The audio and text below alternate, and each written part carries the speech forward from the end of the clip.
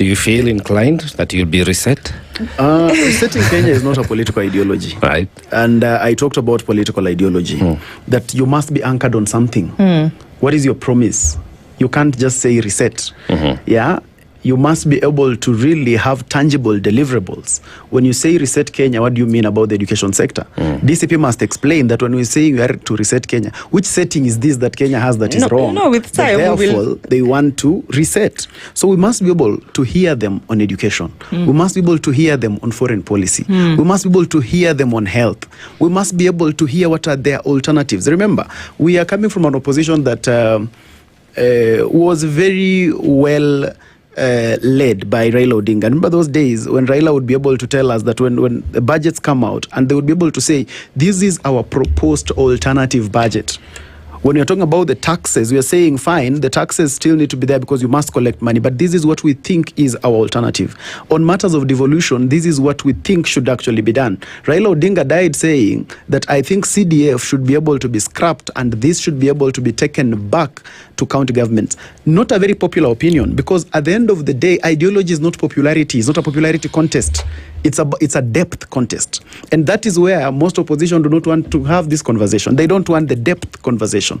I'm happy that my friend Wajiku says Kenyans are listening to DCP, and that is based on the number of by-elections they have won. Okay? So every place that DCP has won, the election was free and fair. Every place that they have not won. There are places where we've had a real fight. So the issue is this, that if, and I agree with her, that where they have won, it's true that Kenyans are listening to DCP. But in equal measure, then that will be able to mean that when you contrast DCP and UDA, Kenyans are listening more to UDA than DCP, because UDA has won the majority of the by-elections. If you were going by that formula. If you're going by her formula. Okay. If we're going by her formula, then Kenyans are actually listening more to UDA, because UDA has won more of those by-elections, including in the strongholds of DCP, or the so-called strongholds of DCP. Remember, DCP is celebrating a 30% penetration in the stronghold of their opponent. But their opponent has been winning in their stronghold.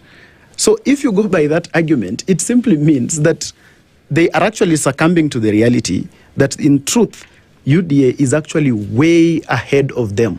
Not by my words, but by the DCP's words, which is actually, in my view, a fair judgment, because that's just being truthful. And they have championed themselves. To say something. They have championed themselves as truthful people. And I'm very glad that they're actually being extremely truthful, because in all truth and honesty, by-elections being looked at, Kenyans are listening more to UDA than DCP. Actually, Kenyans have only listened to DCP in a ward in Kakamega. Not in a constituency. Listening to